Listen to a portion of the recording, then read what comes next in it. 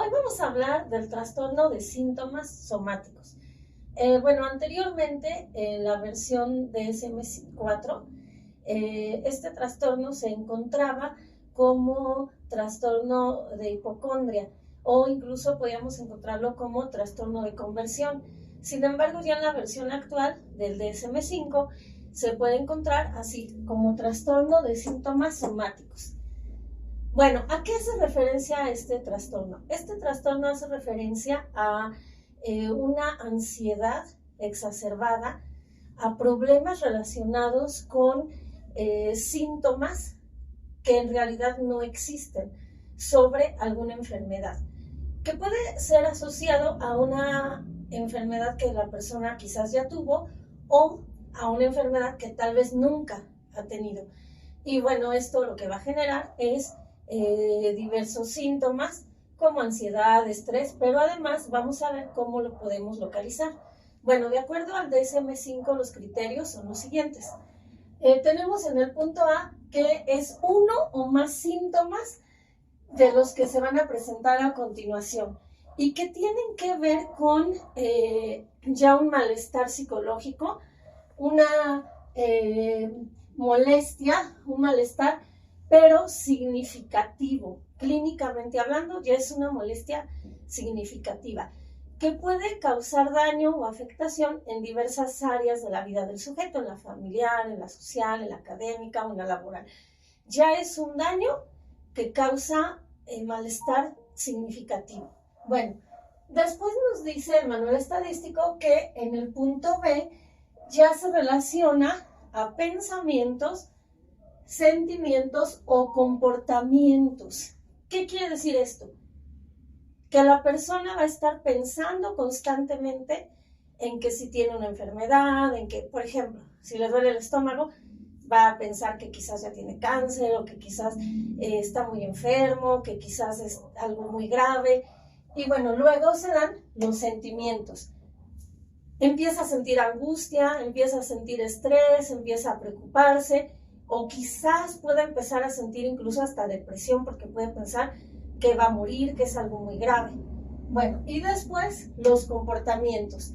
¿Qué va a pasar? Va a tener estas visitas recurrentes al médico hasta que le digan o le den un diagnóstico.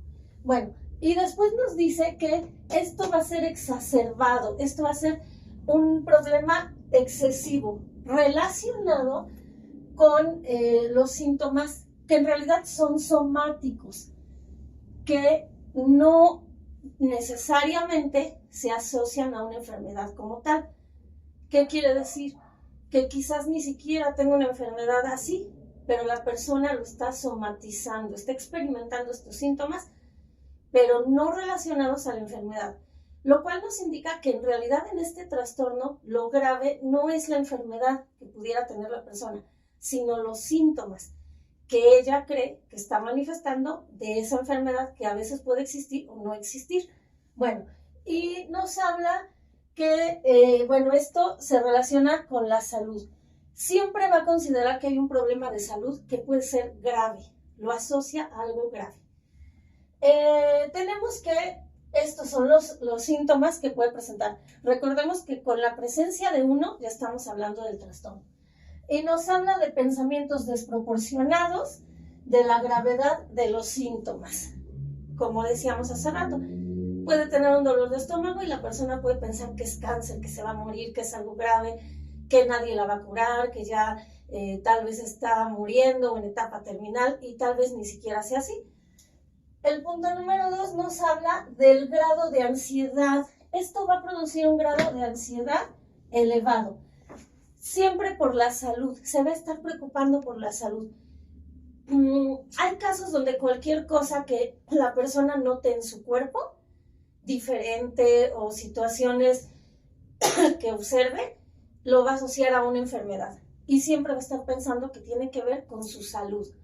Bueno, y tenemos, por último, que si el tiempo y la energía que la persona invierte en estos síntomas son muchos, pues es algo grave. Hay casos donde las visitas al médico son recurrentes y el dinero que se gasta en diagnósticos, en estudios, es demasiado.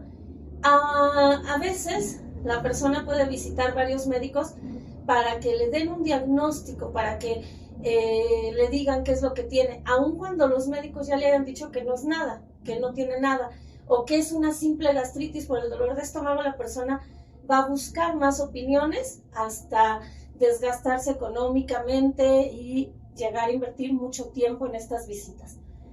Y por último, tenemos en el inciso C que aunque alguno de estos síntomas somáticos, recordemos que son en la cabeza de la persona, no puedan estar relacionados o alguna enfermedad y que continúen por un periodo de 6 meses, aquí ya estamos hablando entonces de un trastorno de síntomas somáticos. Por ejemplo, si a la persona le diagnostican que tiene un padecimiento en el corazón y estos síntomas en realidad sí están asociados a esta enfermedad, pues sí es una enfermedad como tal. Pero si no es diagnosticada con ninguna enfermedad o con ningún padecimiento en relación a estos síntomas, quiere decir que sí es un trastorno somático. Bueno, es muy importante que si observamos alguno de estos síntomas, acudamos con un especialista, con un psicólogo, con un psiquiatra, incluso con el médico, y él nos valorará para decir si es una enfermedad o no lo es, y podamos tratar de apoyarnos con la ayuda de un experto. Recuerda que estos videos no son para que te autodiagnostiques, simplemente son informativos, porque bueno, la salud mental es también nuestra responsabilidad. Te invito a que te suscribas a mi canal y estaremos hablando de temas relacionados con psicología.